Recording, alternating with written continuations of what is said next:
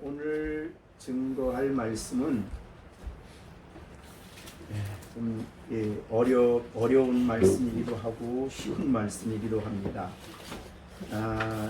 주석을 보면 크게 이제 둘로 나뉘어져서 이게 원체 해석하기가 굉장히 어려운 부분이 되지만, 그러니까 제가 생각하기에 또 제가 기도하는 가운데 확증한 바대로 말씀을 그냥 전하겠습니다. 혹시라도 여러분들이 참고서를 볼 때나 주석을 볼 때에 이거 이상하다, 목사님 그렇게 설교했는데 왜 이럴까 이런 생각하지 마시고, 여러 종류의 주석이 있는데 그 중에 제가 하나를 선택을 해서 이 말씀을 전하려고 합니다. 듣기에 또 우리가 이해하기에 받아들이기에 조금 쉬운 부분을 선택을 했습니다. 너무 이렇게 몇 단계 걸쳐서 어렵게 해석을 하니까 저도 잘 모르겠어요. 그래서 좀 더 쉬운 말씀으로 이 말씀을 전하고자 그렇게 준비를 했습니다.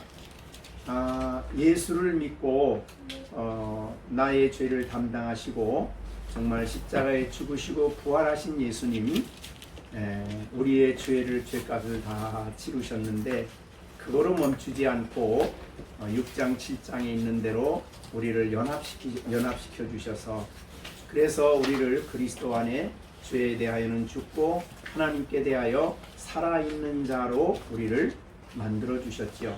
그리스도 안에서.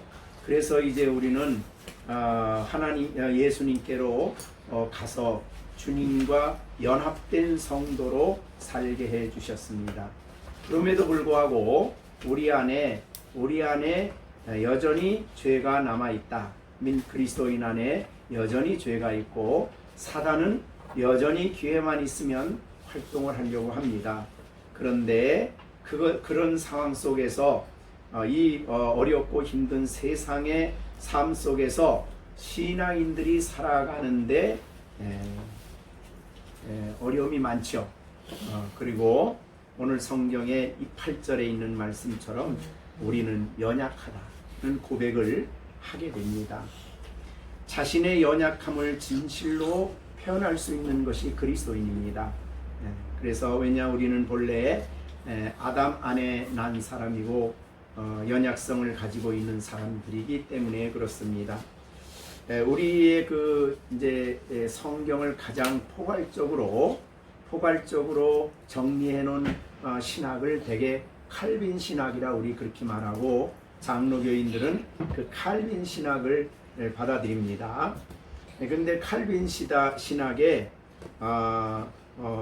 이제 중요한 그런 진리들은 칼빈이 말하기보다는 다른 어떤 사람보다도 신구약 성경을 가장 잘 포괄적으로 바르게 전해주기 때문에 우리는 칼빈 신학이라는 이름을 붙인 것이지, 사실은 성경이 말하는 교리를 가장 포괄적으로, 물론 그 안에도 다 들어가진 못해요.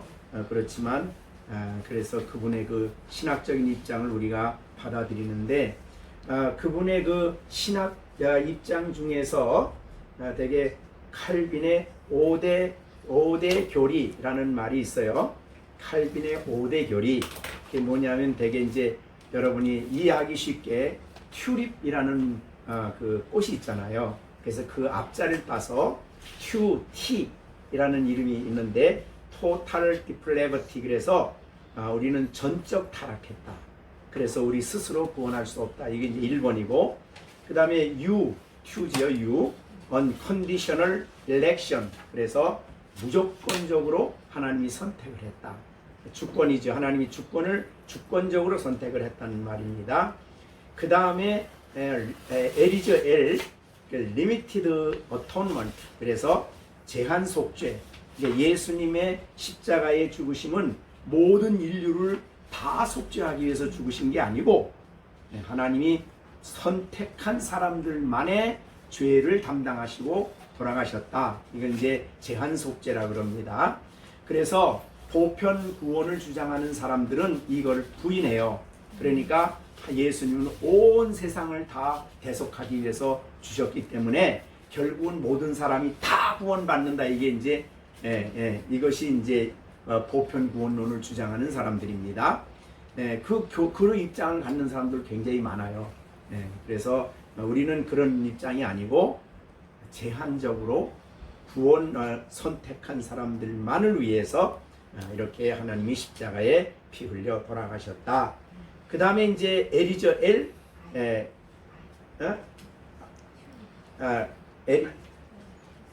R인가요?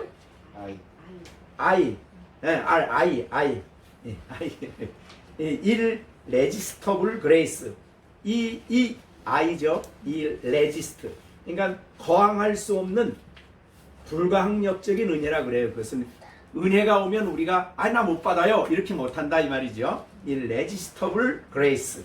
그래서 불가항력적인 은혜 이렇게 말하면 하나님이 주권적으로 은혜를 주신 사람이기 때문에 그가 구원을 받게 된다. 그런 뜻이에요. 은혜에 대해서 항거할 수가 없다. 그러니까 우리가 그냥 받아들이지 않을 수 없는 그런 자리에 있다. 그래서 이거를 이제 irresistible grace라고 말하는 표현을 씁니다. 그 다음에 뭐죠? P죠. 이 P는 뭐냐면 perseverance of the saint. persevere라는 말은 이 견인, 끝까지 성도를 이끌어 가신다. 지켜서 이끌어 가신다. 그런 뜻입니다. 그래서 이것은 이제 하나님이 우리에게 은혜를 주셨으니까 끝까지 믿음을 지켜서 영생에 이르도록 우리를 이끌어 가신다. perseverance of the saints. 그래서 성도들을 다 이끌어 가신다 이런 뜻이죠. 우리가 지금 로마서에도 그 주제가 많이 지금 계속해서 그 말을 하고 있지 않습니까? 그래서 우리의 구원은 하나님의 무조건적 선택으로부터 시작해서 시작이 된 거죠. 그래서 하나님은 전적으로 타락한 우리를 무조건적으로 선택해서 제한 속죄를 하시고 불강력적인 은혜를 주셔서 끝까지 견인해 가신다. 이거를 이제 우리 칼빈주의 장로교의 5대 교리라 그래요. 이것을 말하는데 이 교리 중에 오늘 본문에 말한 것처럼 전적 타락을 했기 때문에 무능하다. 전적으로 무능하다. 자기 힘으로 의를 이룰 수가 없다 이 말이죠. 그래서 우리를 의롭게 해주셔서 그리스도 의롭다 먹게 해주시고 자녀되게 해주셨지만 그럼에도 불구하고 우리는 여전히 완전하지 않다는 것. 약하다, 연약하다. 그런 의미인데 그렇기 때문에 우리에게 전적으로 필요한 것이 뭐냐면 도우십니다. 그래서 이제 8절에 이와 같이 그 말은 이제 이와 같이란 말은 아까 로마서 8장 이제 2절 말씀부터 쭉 6절 25절까지 우리 안에 주신 성령이 하시는 일을 쫙 얘기를 했어요. 이제 여러 가지죠. 우리가 우리를 죄와 사망의 법에서 해방을 했고 그 다음에 성령이 우리를 인도하셔서 성령으로 따라 살게 하시고 그 다음에 이런 지금까지 말한 내용이 전부 다 들어가는 거예요. 그러니까 25절까지.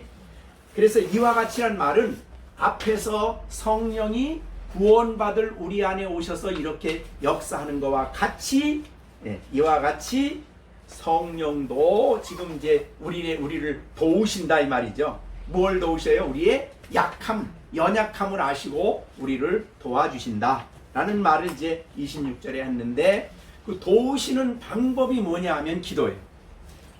그래서 26절과 27절에 기도가 이제 두 가지 기도가 나오죠. 이게 누구의 기도입니까? 성령이. 그래서 26절에 보면 이와 같이 성령도 우리 연약함을 도우시나니 우리가 마땅히 빌 바를 알지 못하나 오직 성령이 말할 수 없는 탄식으로 우리를 위하여 친히 간구하신다. 이것이 이제 성령의 간구하심입니다.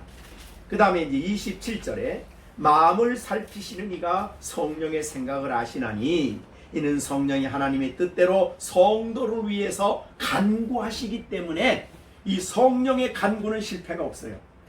그죠? 아버지 뜻대로 하는 아버지의 뜻대로 성령이 간구하시기 때문에 뜻대로 하는 기도는 하나님이 반드시 이루어 주시기 때문에 성령의 기도는 반드시 이루어진다. 이런 의미로 26절과 27절의 말씀을 하셨습니다. 그렇기 때문에 이제 다음에 더 28절부터 하겠지만은, 그렇기 때문에 우리가 알거니와, 뭘 아는 거예요? 왜 알게 됐어요? 앞에 26절, 27절이 있기 때문에 우리는 이걸 안다. 뭘 안다는 거예요? 하나님의 사랑하심을 받은 하나님을 사랑하는 자, 곧 그 뜻대로 부르심을 받은 자, 우리들이죠. 하나님 자녀는 모든 것이 합력하여 뭐를 이루어요?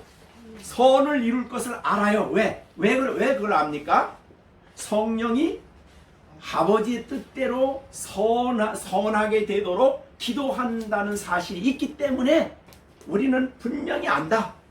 우리의 삶에 여러 가지 크고 작은 어려운 문제, 힘든 문제가 있지만 이걸 다 쓰셔서 우리에게 유익이 되고, 영적으로 천국 가는데 우리에게 유익이 되고, 성화하는데 유익이 되도록 우리 안에 하나님이 역사해 주신다, 이 말이죠. 그래서 여기 28절에 우리가 알거니와 란 말은 26절, 27절이 있기 때문에 이 확신을 갖게 된 거예요. 자, 그러면 여러분이 이 땅에 살면서 여러분이 분명히 아는 게 있어요. 우리가 어떤 상황이 부딪혀도 난 망했다 하면 안 돼요. 그죠? 반드시 그걸 쓰셔서 우리를 선이, 우리가 지난번에 시편 23편에 하나님의 인자하심과 그 다음 뭐예요? 시편의 마지막 절이 뭐죠? 선하심과 인자하심이 반드시 정령 나를 따르리니 그랬잖아요. 그러니까 그 선하심이에요. 하나님 보시기에 좋은 게 선한 거예요. 이제 그 선하심의 해석은 그 다음에 나오는데, 그 다음에 어디 나오냐면 29절에 나와요. 29절에 하나님이 미리 아신 자들을 또한 그 아들의 형상을 본받게 하는 거, 이게 선이에요. 그러니까 우리에게 있는 모든 걸 사용하셔서 우리로 하여금 예수님을 본받는 사람으로 만들어 가시는데 쓰신다는 거죠. 네. 그래 이제 그렇게 연결이 되지만, 그 이제 우리 29절과 30절은 29절 30절은 다음에 이제 설교하기로 하고요. 어떻든 우리가 이거를 확실하게 아셔야 됩니다. 우리에게는 해가 되는 일이 없어요. 그러니까 내게는 해가 되는 것 같지만은 그것도 쓰셔서 하나님이 선을 이루신다. 이걸 이제 안다는 거예요. 왜 그걸 압니까? 성령이 우리를 위해서 뭐예요? 기도하는데 그 성령의 기도는 하나님의 뜻에 딱 맞는 기도이기 때문에 그 기도에 따라서 우리를 선하게 만들어 주신다, 이런 말이죠. 이거 엄청 위로가 되는 말이죠. 이게 있어서 우리로 하여금 영원한 영광에 이르도록 이끌어 가시는 거예요. 그러니까 성령의 기도. 그러니까 이 요한복음에 보면 기도가 두 개가 나와요. 자, 여기 성령의 기도 나오고 또 하나 기도가 나오는데 어디 나오죠? 34절이죠. 8장 34절. 거기에 보면 누가 정죄하리요? 죽으실 뿐 아니라 다시 살아나신 이는 그리스도 예수시니 그는 하나님 우편에 계신 자 우리를 위하여, 그분도 간구하시죠. 그러니까 이분은 하나님 우편에서 이제 중보기도 한다고 그러죠. 중보기도를 하셔요. 우리의 기도를 받아서 아버지께 기도하는 중보기도인데, 여기에 이 성령은 우리 안에 계셔서, 땅에 있는 우리 안에 계셔서 우리를 통해서 우리 안에서 하나님 앞에 간구를 하시는 거예요. 그러니까 두 개의 기도가 나온다, 이렇게 볼 수가 있죠. 그렇죠? 엄청난 기도가 있는 거죠. 우리가 이제 흔히 여러분이 복음성 말할 때 누군가 날 위하여 기도한다 그럴 때 그 누군가가 누구냐? 어떤 사람일 수도 있지만은 사실은 더 확실하고 분명한 것은 주님의 기도요. 이 땅에서 하나님의 뜻에 합당하게 기도를 나를 통해 올리시는 성령의 간구가 있다, 이 말이죠. 이것만큼 놀라운 간구가 어디 있겠어요. 자, 그런데 보세요. 그것이 이제 우리의 약한 게, 우리가 약하지만 이 놀라우신 성령이 우리를 도와주신다, 그런 말이죠. 그래서 성령도 우리 연약함을 도우신다. 성령의 도우심은 엄청 많아요. 이게 앞에서부터 많이 됐고 또 이외에도 뭐 은사를 주시고 우리 가운데 능력으로 행하시고 사실 우리 안에 능력으로 행하시는 분이 이제 성령님이신데 그런 도우심이 여러 가지가 있어요. 예. 성령도 우리 연약함을 도우시나니까 우리의 약함 때문에 낙심하면 안 되는 거예요.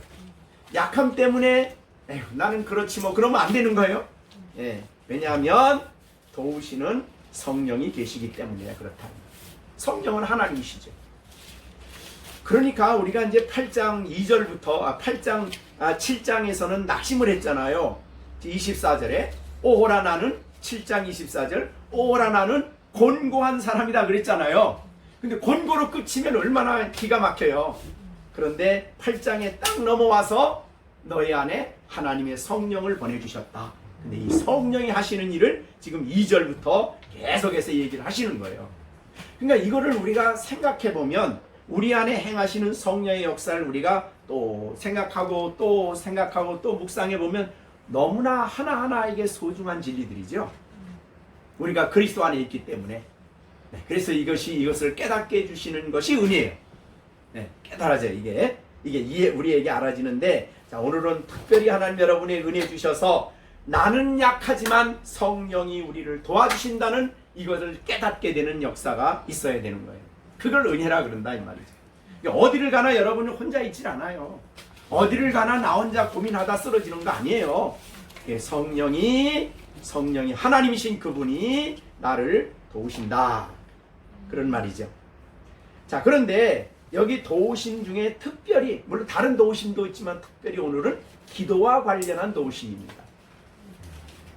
그 말은 그 다음에 보면 우리는 마땅히 기도할 바를 알지 못하나 이거를 보면은 왜 기도할 바를 알지요. 그래서 여러분이 기도하잖아요.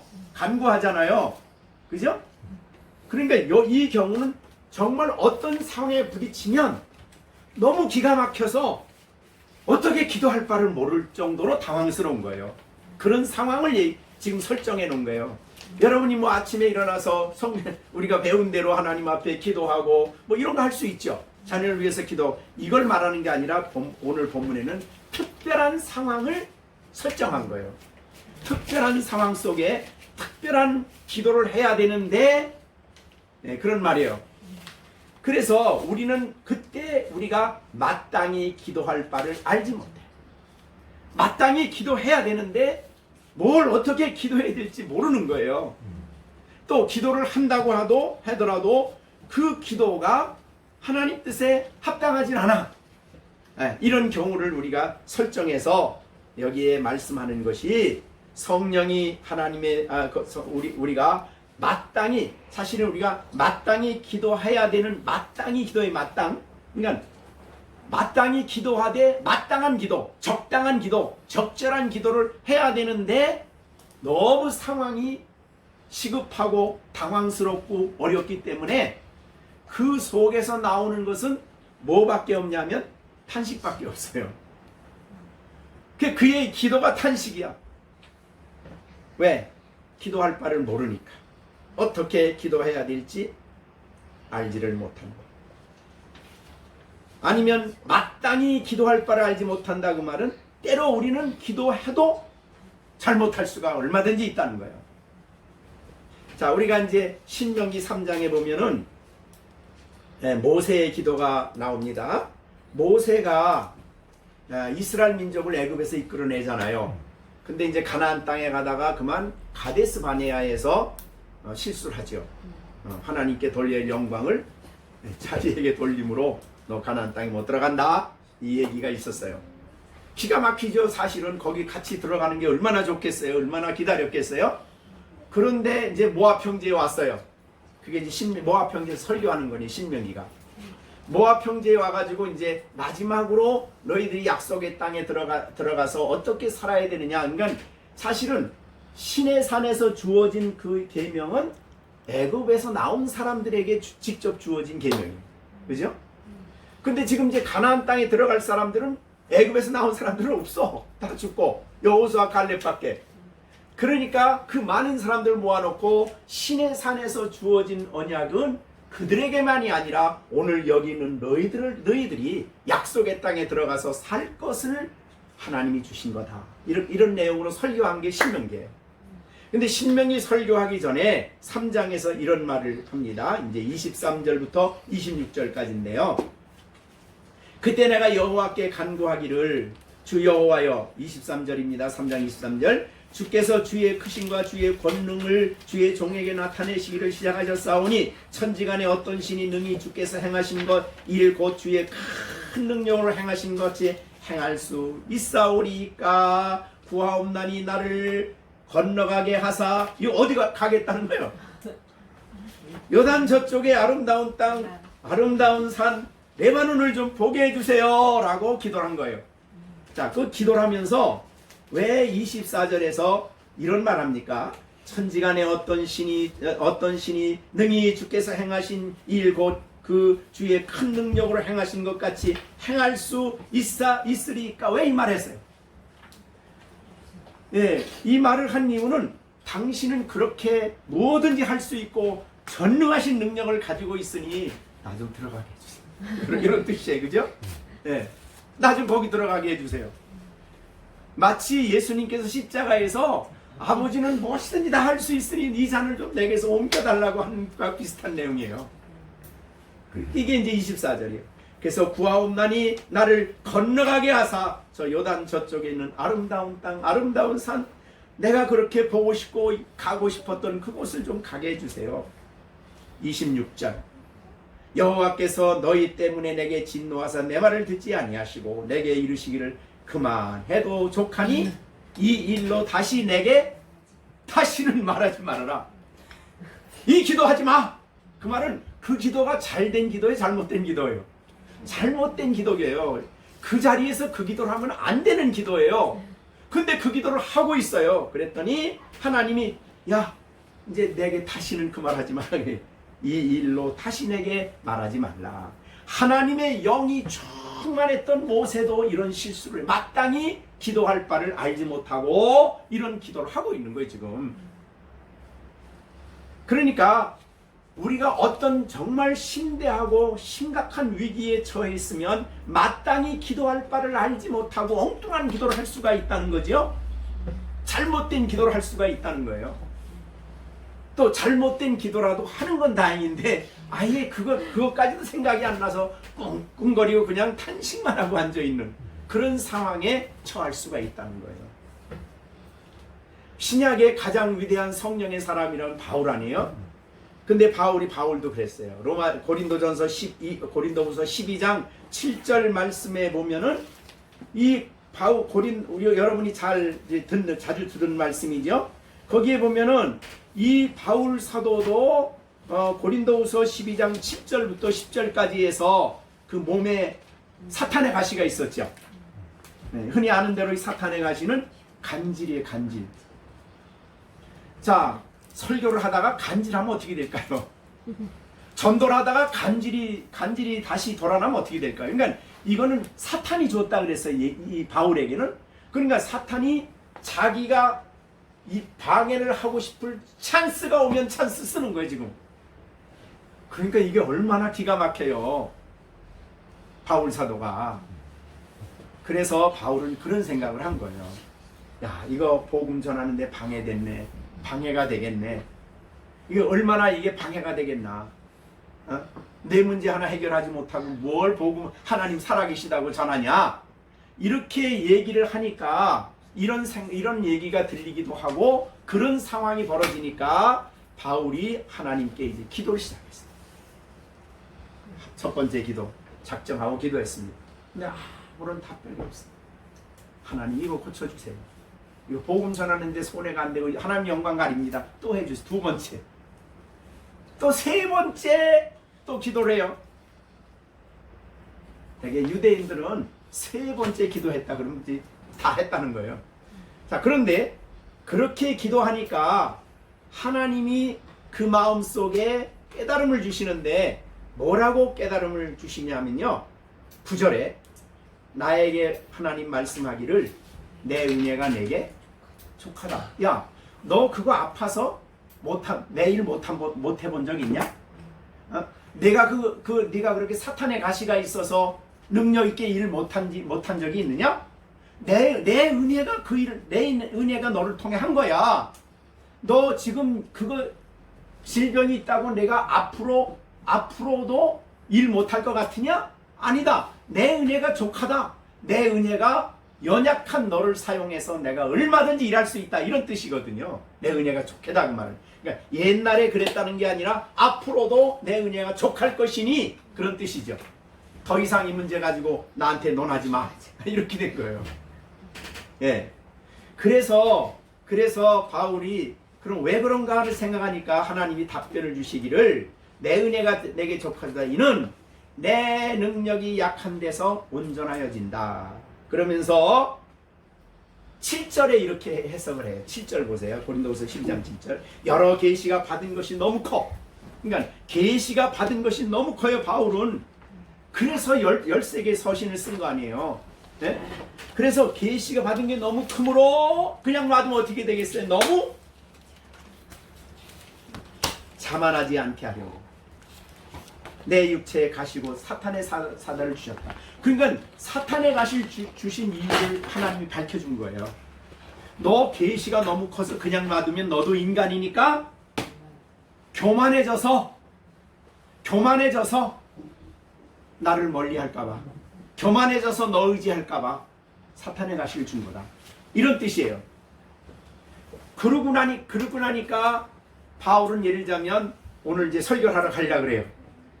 그러면 이 사탄의 가시가 있으니까 어떻게 하겠어요? 나는 약한 존재입니다. 오늘 하루 사역하는데 하나님이 나를 붙들어 주시고 은혜 주시지 않으면 나는 또 넘어집니다. 그러니까 그거는 맨날 몇 때마다 하나님 붙잡지 않을 수 없는 문제예요. 이 문제는. 그 문제가 있으므로 바울은 교만해서 내가 그래도 하는데, 내가 그래도 계시 받았는데 이러지 않고 매 순간마다 사람 앞에 설 때마다 날마다 하나님을 붙잡고 의지하고만 섰어요. 그랬더니 하나님이 그를 통해서 능력 있게 역사했기 때문에 내가 약하기 때문에 너는 강하다. 내가 연약하기 때문에 너는 나를 붙잡고 나를 의지했고 내가 너를 붙들어 주었다. 이렇게 된 거죠. 그러니까 우리가 나 약함을 알면은, 여러분 이제 바울 같지는 않지만, 내 약함을 알면 아침에 갈 때 어떻게 하겠어요? 이거 안 붙잡으면 안 되죠. 넘어질 게 뻔하니까. 그러니까 자기의 약함을 철저히 깨닫게 하는 것이 바로 이제 바울에게 준 사탄의 가시예요. 그러니까 우리는 약함을 아는 게 흠이 아니에요. 약함이 있는 것이 죄가 아닙니다. 여러분은 연약함이 있다는 걸 안다는 거는 이거는 정말 그리스도인이기 때문에 갖는 거예요. 예수 그리스도를 알지 못하고 믿지 않는 사람들은 약함에도 불구하고 자기는 강하고 나를 믿고 살라고 하지만, 신앙인들은 하나님 앞에서 자기의 연약함을 절실하게 깨닫고 사는 사람들이라 이 말이죠. 그렇기 때문에 이 바울 사도의 그 경우나 모세의 경우나 마찬가지예요. 마땅히 기도할 바를 알지 못하고 엉뚱한 기도를 했어요. 자, 그러면 여러분들 한번 생각해 보세요. 여러분들이 기도할 때 다 하나님께 합당하게 딱 기도하십니까? 기도한다고 하면서도 하나님이 볼 때는 이거는 잘못됐어. 혹시라도 여러분에게 야, 너 그 얘기 다시 하지 마. 혹시 그런 기도 하지 않을까요? 다시 이 말로 내게 말하지 마. 이런 말 하는 기도 하지 않을까요? 그럴 수도 있는 가능성이 우리에게 언제나 있다는 겁니다. 그런데 보세요. 그런데 그렇게 잘못 기도하고 마땅히 할 바로 기도하지 못하고 탄식만 하고 있어요. 사실은 이 말씀을 보면서 저도 마찬가지예요. 집사람을 위해서 이렇게 오랫동안 기도했는데 이제는 탄식밖에 안 나와. 우리 집사람을 생각하면. 그죠? 어떻게 기도해야 될 바를 모르겠어요. 이 말씀을 보는데 얼른 그 말씀이 내 마음에 딱 생각이 나는 거예요. 내가 어떻게 기도할 줄 모르고 그저 탄식밖에 나오지 않는다고 하더라도 여기에 탄식으로 그러면 너를 대신해서 성령이 탄식으로 우리를 위하여 친히 간구하신다. 하나님의 뜻에 합당하게 성령이 내 탄식의 문제를 놓고 하나님 앞에 기도한다. 가장 합당한 기도를 하시는 거죠. 그러니까 성령이 우리를 위해서 기도한다는 거예요. 내 약함을 아시고. 자, 그 다음에 보세요. 이제 27절. 마음을 살피시느니. 사실은 마음을 살필 수 있는 것은 하나님 아버지밖에 없어요. 하나님이 마음을 살피시는 분이거든요. 자, 우리가 우리 마음을 살핀다고 하더라도 우리는 우리 자신에게 속을 때가 많아요. 네, 그렇지만 그래서 올바로 살필 수가 없을 때가 많아요. 그런데 우리를 살피시는 하나님은 네, 그러니까 여기에 마음을 살피시는 그 하나님은 성령의 생각을 아셔요. 왜냐하면 이유는 성령이 하나님의 뜻대로 성도들을 위해서 기도하기 때문에 그런 말이에요. 그래서 하나님 아버지는 성령의 기도를 다 받으시고 성령의 기도는 아버지의 뜻에 합당한 기도를 올리시는 거예요.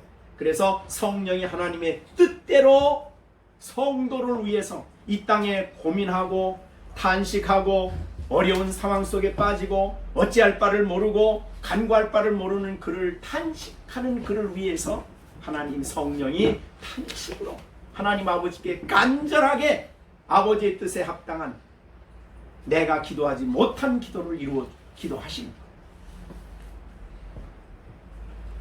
여러분이 사무엘상 1장에 보면 한나의 기도가 나오죠. 네, 한나의 기도가 나오는데 한나의 기도는 입으로 막 크게 부르짖었어요. 네, 사무엘상 1장에 보면은 성전에 올라와서 이제 한나가 기도하는 내용이 나오죠. 기도하는데 그 엘리 제사장이 보니까 그 기도하는 모습을 보니까 입술만 바삭바삭해. 그러니까 속으로 낼 수가 없어요. 탄식이에요. 그게 탄식. 그래서 입술만 움직이고 음성이 들리지 아니하므로 엘리가 취한 줄로 생각하고 엘리가 그에게 이르되 내가 언제까지 취하여 있겠느냐 포도주를 끊으라 하니 한나가 대답하여 이르되 내 주여 그렇지 아니이다. 나는 마음이 슬픈 여자야. 슬픈 여자야. 그러니까 어떻게 기도할 바를 몰라. 그냥 탄식만 하는 거야. 슬픈 여자니까. 그러면서 여호와 앞에 내 심정을 얘기해. 내 심정을 통했습니다. 여기 탄식은 심정을 통한 하나님께 마음, 심정. 기도 제목을 말할 수가 없어요. 어떻게 할지 옳을지 모르는데 그런 간구에 대한 얘기가 오늘 탄식이에요. 그러니까 일반적인 기도를 말하는 게 아니에요. 여기는 우리가 특별히 어떤 위기에 당했을 때, 내가 어떤 어려운 문제에 당했을 때 그 일을 위해 특별히 기도하고 정말 힘든 가운데서 막 어찌할 바를 모르고 신음만 하고 탄식만 하고, 그러나 그 탄식이 하나님께 아뢰는 탄식이야. 하나님의 심정에 내 심정, 내 마음의 상태를 하나님이 이해하시고 보게 하는 탄식이요. 여러분도 그런 탄식이 신앙인들은 합니다. 어떻게 기도할 줄 모르지만 내 이 답답하고 이 안타깝고 이 심각한 내 심정을, 마음의 그 상태를 아버지께 아뢰는 거예요. 그게 탄식이거든요. 그런 탄식을 하고 있을 때 정말 어떻게 마땅히 기도할 바가 알지도 못하지만 성령이 그 탄식을 받아서 하나님의 뜻에 합당하게, 그 문제에 합당하게 하나님 앞에 친히 간구를 해주셔요. 내용을 가지고. 얼마나 위로가 되는지 모르죠. 자, 이 말을 왜 했냐면 앞에 보면은요. 앞에 무슨 얘기 했냐면 이 18절에 그런 말 했죠. 우리가 구원받은 우리들이 영광을 바라보고 걸어가는 우리들이 앞길에, 우리들의 가는 나그네 인생길에 고난이 있을 수 있다는 거죠. 그런 어려움과 고난이 있어요, 신앙인들에게. 그래서 어떻게 그 상황이 부딪혔을 때는 어떻게 기도해야 할지 모를 때가 있다 이 말이죠. 탄식밖에 나오는 게 없어요. 근데 그 탄식이 하나님 앞에 상달이 되고 그 탄식을 받으신 하나님께서 그 예수 성령의 뜻에 따라 그 문제 속에 역사해 주시고 간구해 주시기 때문에 그러니까 하나님 뜻대로 이루어지는 거죠. 그죠? 자, 우리 요한일서 보시면 요한일서 5장에 14절에 이런 말씀이 있습니다. 14절 그를 향하여 우리의 가진 바 담대한 것은 이것이니 그의 뜻대로 무엇을 구하면 하나님 들으시죠. 뜻대로 구하느냐가 문제죠. 그래서 우리는 성경에서 하나님께 간구할 때에 늘 뜻대로 구하는 것을 많이 얘기하시잖아요. 그죠? 그래서 요한복음 15장 7절에서도 그런 말 했죠. 너희가 내 안에 거하고 내 말이 너희 안에 거하면 무엇인지 원하는 대로 구하라. 그게 뜻대로 아니에요. 뜻대로. 그냥 구하는 게 아니라 하나님의 뜻대로 구하는 기도. 그래서 예수님은 겟세마네 동산에서 내 원대로 마시고 아버지 원대로 되기를 원하나이다. 그런 이제 말씀도 했어요. 어떻든 우리가 하나님 앞에 간구할 때에 주의 이름으로 구하지만 하나님의 뜻대로 해야 되기 위해서 사실은 성경을 보고 성경을 깨닫고 성경의 빛 가운데서 우리가 기도하잖아요. 그런데도 다 그런 건 아니에요. 우리 실상적인 삶을 보면 우리의 필요를 보면 성경에 문자적으로 없어도 이런 기도 저런 기도를 우리가 해요. 그런데 때로는 어떤 기도는 더 이상 어떻게 기도해야 될지 모를 정도로 어렵고 힘든 상황 속에서 하나님 앞에 탄식하고 내 마음을 아뢰고 신음할 수밖에 없는 상황 속에서 하나님은 그것을 성령은 보시고 아버지 뜻대로 나를 위해서 기도해 주신다.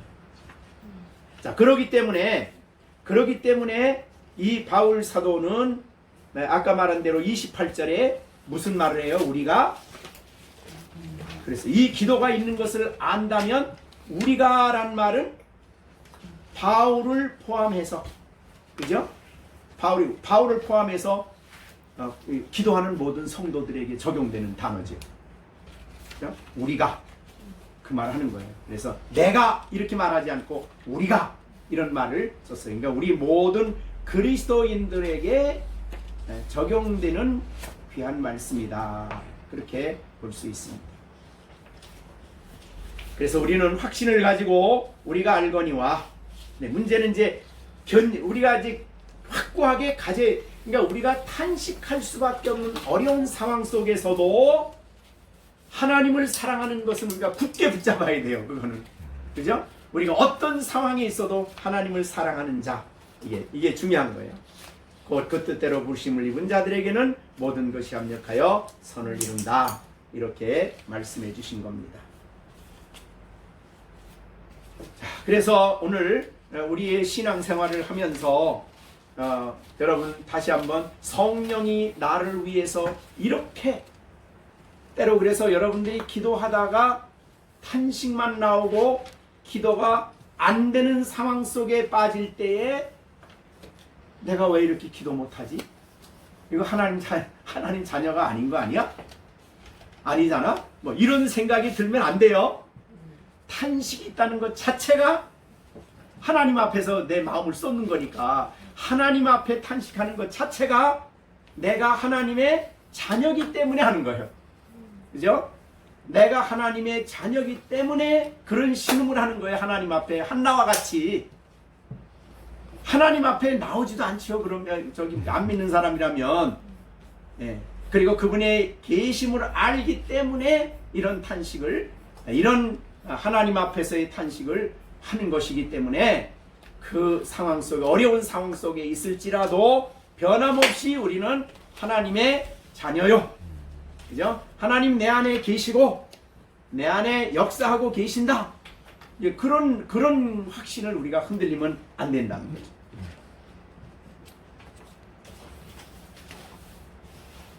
이제 우리가 앞에서 말한 이 내용, 이 진리를 생각하면서 여러분도 정말 이 말할 수 없는 탄식을 할 만큼 어려움이 있을 때 또 내가 하나님 믿는다고 하는데 뭐 왜 이런 일이 생기나? 그러면 안 되죠. 그 탄식도 하나님이 마음이 통한다. 하나님께 통한다. 굉장히 중요한 진리입니다. 자, 여러분 이제 말씀을 이 본문을 보면서 나는 연약하다는 것 확실하게 여러분이 늘 인식하는 말이죠. 하나님 도움 없이도 나는 살 수 있습니다. 그러면 안 되는 거예요. 나를 믿을 수 있습니다. 이러면 안 되는 거예요. 나만 믿고 이건 안 믿는 사람이 하는 소리예요. 우리는 하나님 앞에서 연약한 인생입니다. 이거 확실하게 깨닫고 그러므로 성령의 도우심이 날마다 내게 있어야 합니다.